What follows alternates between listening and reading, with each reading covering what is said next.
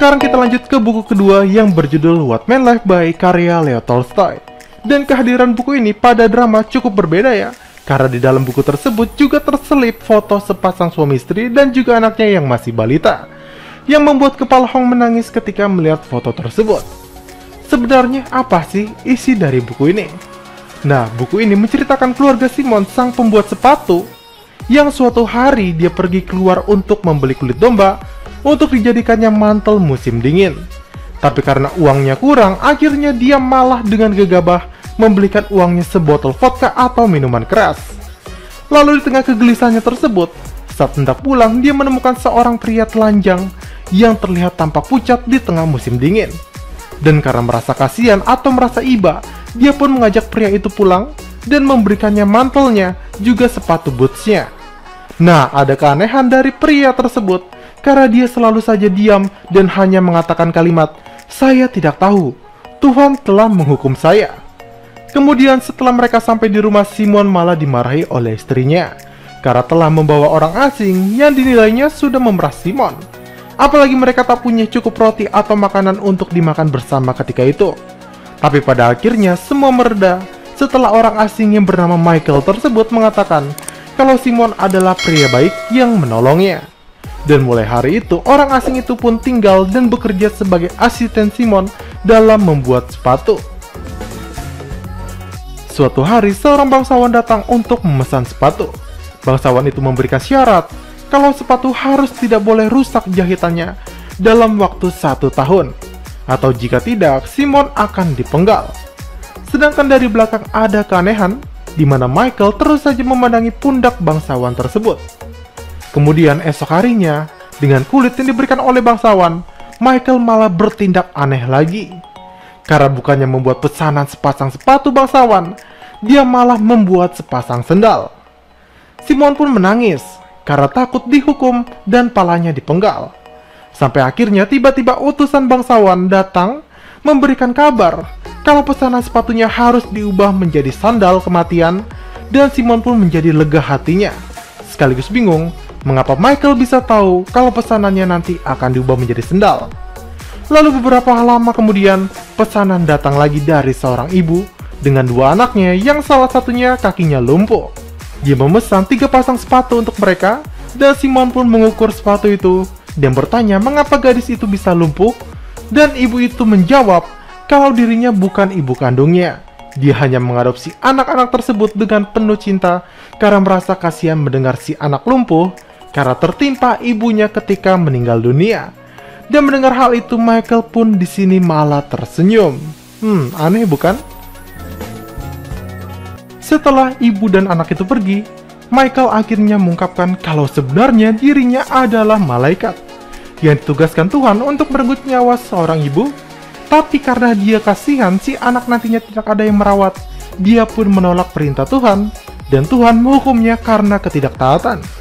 Kemudian dia pun kembali menjalankan perintah Tuhan, mencabut nyawa si ibu.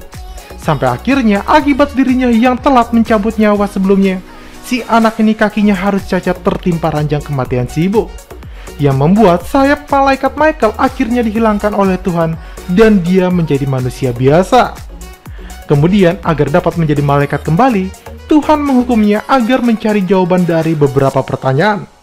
Pertama, apa yang tinggal di dalam manusia? Kedua, apa yang tidak diberikan kepada manusia? Dan ketiga, apa yang manusia jalani?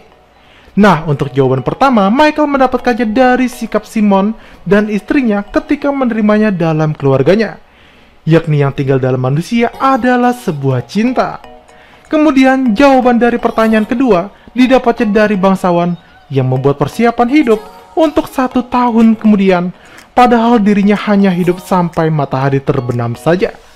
Apa yang tidak diberikan kepada manusia adalah mengetahui kebutuhannya sendiri. Nah, ada plot twist di sini. Kenapa Michael membuat sendal daripada sepatu? Ialah karena dirinya yang malaikat dapat melihat malaikat lain yang hendak mencabut nyawa bangsawan tersebut. Jadi dia membuatkan sandal kematian karena dia tahu si bangsawan nantinya akan mati. Dan yang terakhir, jawaban dari pertanyaan apa yang manusia jalani adalah semua orang hidup bukan dengan merawat diri mereka sendiri, tetapi dengan cinta. Nah, dengan cinta, sang ibu dia mampu merawat anak yang bukan anak kandungnya sendiri, dengan penuh kasih sayang tentunya. Jadi sebenarnya, kekhawatiran Michael sebelumnya sudah direncanakan oleh Tuhan dalam mencapai yang terbaik. Michael khawatir si anak tidak ada yang merawat jika ibunya meninggal, padahal Tuhan sudah menyiapkan segalanya, yakni memberikan ibu pengganti yang sama sayangnya dengan ibu kandungnya. Dan Michael pun akhirnya kembali ke surga saat itu. Lantas, dari cerita tersebut, apa cocok lagi dan kesamanya dengan drama Hometown Cha-Cha-Cha? Nah, itu semua dapat ditekankan dari 3 jawaban dari pertanyaan Tuhan. Di mana kepala Hong layaknya malaikat yang sedang dihukum mencari jawaban setelah dirinya menyendiri karena traumanya. Belum lagi, malaikat yang merasa bersalah karena ikut andil membuat si anak rembuk kakinya mirip dengan kepala Hong yang merasa bersalah karena merasa orang-orang di sekitarnya mati juga karena dirinya. Itulah sebabnya kepala Hong juga menaruh foto sepasang suami istri dan juga anaknya di buku tersebut, yang menyimpulkan kalau mereka ini mirip dengan pasangan pembuat sepatu di atas. Nah, jika memang benar seperti itu, berarti Mimin dapat berteori kalau sepasang suami istri tersebut adalah orang yang membantu kepala Hong di saat dirinya terpuruk saat berada di ibu kota Seoul. Dan jika menilik episode sebelumnya, bisa jadi mereka ini adalah senior dari kepala Hong semasa kuliah dulu. Bisa jadi layaknya malaikat, kepala Hong juga diberikan tempat tinggal dan dianggap seperti keluarganya sendiri oleh mereka. Tapi mungkin bedanya dengan buku tersebut kalau pasangan yang membantu kepala Hong ini malah ikut meninggal dunia. Nah, jawaban nomor 1, kalau yang ada di dalam manusia adalah cinta, kepala Hong sadari setelah dia bertemu dengan Ye Jin. Kepala Hong pun kini menyadari kalau apa yang tidak diberikan kepada manusia adalah mengetahui kebutuhannya sendiri.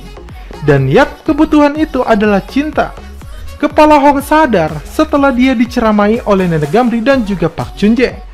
Kalian ingat di episode 6, Park Chun Jae mengatakan kalau sehebat-hebatnya kepala Hong, dia tidak akan bisa hidup sendiri karena manusia butuh tempat bersandar. Selama ini kepala Hong terus mendengar curhatan orang lain, tapi tidak ada yang mendengar curhatannya. Jadi kepala Hong tidak bisa selamanya hidup sendiri, karena manusia tidak bisa mengetahui kebutuhannya sendiri. Dan hal ini juga serupa dengan yang diucapkan oleh Nenek Gamri ya. Dan ini juga relate ke jawaban dari pertanyaan ketiga, kalau kepala Hong juga tidak bisa hidup dengan merawat dirinya sendiri, melainkan dengan harus dicintai oleh orang lain, yakni Ye Jin. Sekian video kita hari ini. Semoga setelah kepala Hong mendapatkan jawaban dari kesendiriannya tersebut, kepala Hong akan lepas dari sakit hatinya dan kembali bebas mendapatkan sayapnya kembali seperti Michael. Nah, quotes penting dari buku Walden adalah kita selalu bersyukur untuk hidup yang kita miliki di saat ini, dan mengambil hikmah dari setiap kemalangan yang menimpa. Dan quotes dari buku What Men Live By adalah, sekarang saya telah mengerti bahwa meskipun tampaknya bagi manusia bahwa mereka hidup dengan menjaga diri mereka sendiri, sebenarnya hanya cinta yang mereka jalani. Dia yang memiliki cinta ada di dalam Tuhan, dan Tuhan ada di dalam dia, karena Tuhan adalah cinta. Oke, kalau kalian suka dengan konten-konten dari Mimin ini, jangan lupa nyalakan tombol like, subscribe, dan nyalakan tombol lonceng notifikasinya agar kalian selalu mendapat info menarik dari channel Mimin ini. Saya Mimin cara pamit, see you sahabat Micampedia.